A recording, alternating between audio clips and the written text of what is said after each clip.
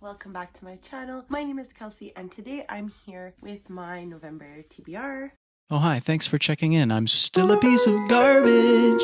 So over the course of November, I am filming a secret books vlog. So I have 4 books here. You can figure some of them out. So here we are. Obviously, I won't talk about them because they are secret. Next, I want to get into the fact that I will be participating in NaNoWriMo this year, but I won't be writing 1,667 words per day. I will actually only be writing 500. I think that's far more realistic to me. I work full time. I have these videos. I'm making content frequently. I want to read books, so I won't be doing as much. I think by the end of the month, it should total to around 15,000 words instead of 50,000 words. But alas, at least I will have half or a quarter of a novel written by the end of the month. I do also want to participate in the 1,000 Doors readathon in the first week of November, which means it starts tonight at 8 p.m. my time, but it's midnight in the UK, and it's hosted by Meg with Books, Drinking by My Shelf, and a couple of others. I will leave a link to the announcement video down below. At midnight tonight, the readathon starts, and we don't know the prompts ahead. So what I decided to do was have a couple of books to use within this readathon along with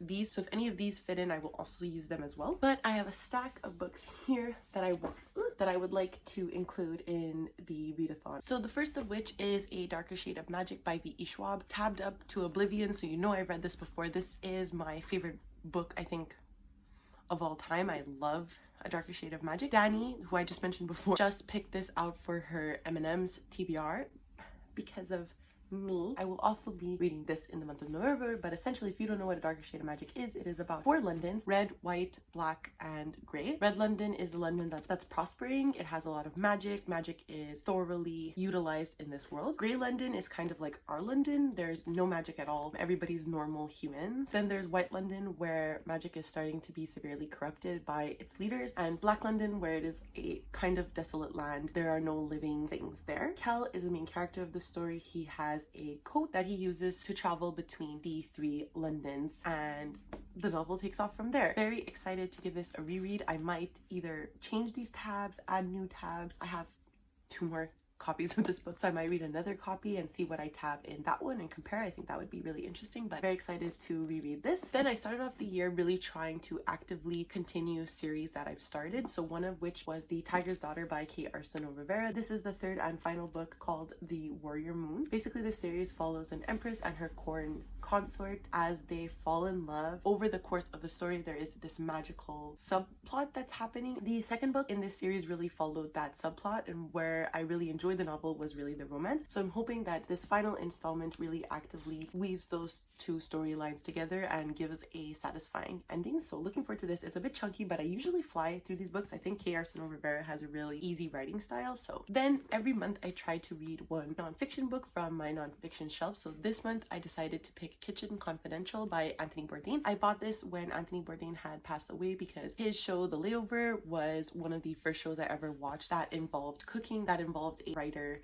traveling to taste different cuisines. I started becoming a foodie after that. I really want to read one of his many biographies, this one being I think his most famous, and this basically follows Anthony Bourdain as he's worked in a multitude of kitchens over his lifetime and the dirty details that come with it. So I also want to give Bunny by Mona Awad a read. Everybody has been picking up this book and really loving it. This follows a girl named Samantha who is attending an MFA at a very prestigious New England university, where she meets a clique of girls who all call themselves Bunny. And although she is kind of weirded out by them at first, they slowly start to pull her in. This is dark academia. I love dark academia. Everyone has been giving this really high ratings, so this is something I really want to prioritize in the month of November because I think I'm really gonna like it. Then I also want to read The Lovely War by Julie Berry. This was recommended by Heather over at Aphrodite Reads. She loves this book, and when she had praised it, I immediately went to go buy myself a copy. So from what I understand, this book is told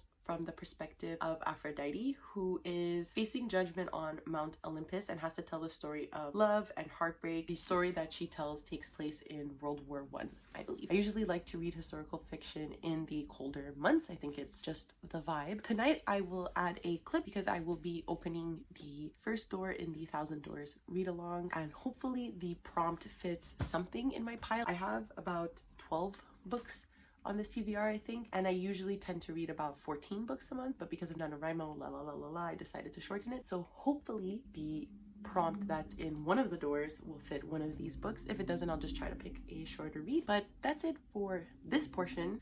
We'll check into future Kelsey at 8 p.m. Hello.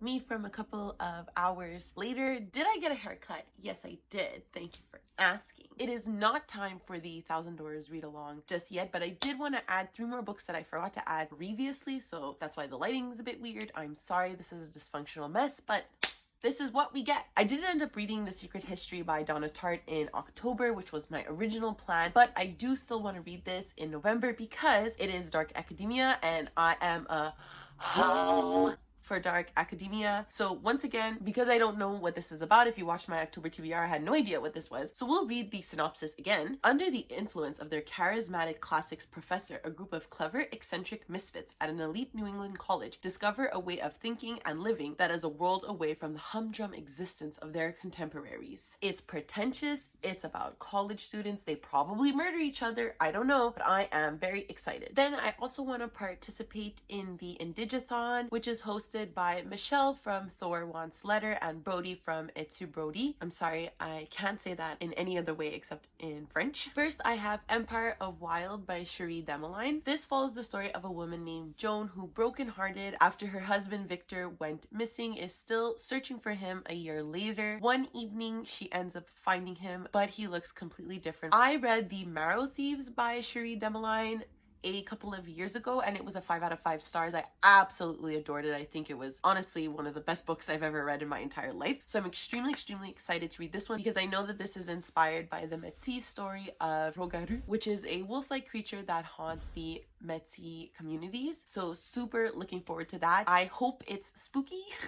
And then I would also like to read Elatsoi by Darcy Little Badger. This follows a world like America, like it is now. There's homework, there's best friends, and pistachio ice cream. But America has been shaped dramatically by magic, monsters, knowledge, and legend of its people, those indigenous and those not. So this seems to be like a fantasy story that follows a young girl named Elatsoi. It follows her just after her cousin has been murdered. So she's on this adventure to discover what happened to him. Very looking forward to these 2 books. I just ordered them from Indigo, so hopefully they'll be coming to me within the next week. And then if I have time in the month, I would also like to pick up There by Tommy Orange. This book was actually recommended by Brody. This book follows 12 characters from Native communities who are all on their way to the big Oakland powwow. Something I really love in stories is when each chapter or each perspective in the novel is different and we see how all 12 of these perspectives connect, and I think that that's what this book does. And apparently this book has been hailed as an instant classic. It is at once poignant and unflinching, utterly contemporary, and truly unforgettable. So I'm super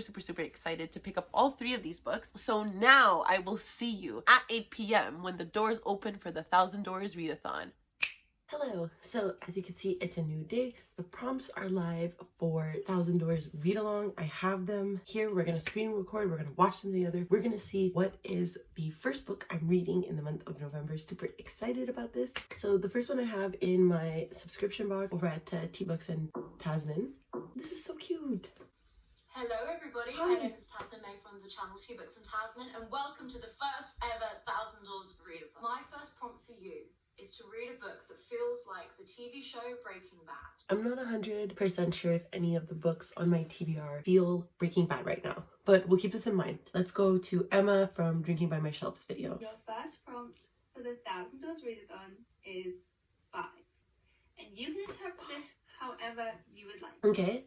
This is so cool. Let's watch Meg with books now. So your first prompt is this. That's history. Queen Whitney herself said, that's history. And I think that I have the perfect book. Hold on. Did I not tell you guys I wanted to read The Secret History this month? This is the first book I'm reading in the month of November. So this is perfect. In her video, Meg says you can go with something that's historical fiction. I don't know if this is historical fiction. It takes place in the 90s and apparently that's historical fiction now. But also it has the word history in the title, and Meg also said if it has some sort of influential influence on BookTube that you could pick it, and that everybody has read The Secret History by Donna Tartt. So oh my god, I'm so excited. This worked out perfectly. That's it for this video. If you want to see more content from me, like, subscribe, ring the notification bell. Let me know down below in the comments if you've read any of these books, if you are reading any of these books, if you hate any of these books. Let me know because I love to debate. I don't know how to end these things, so I will see you next time. Bye!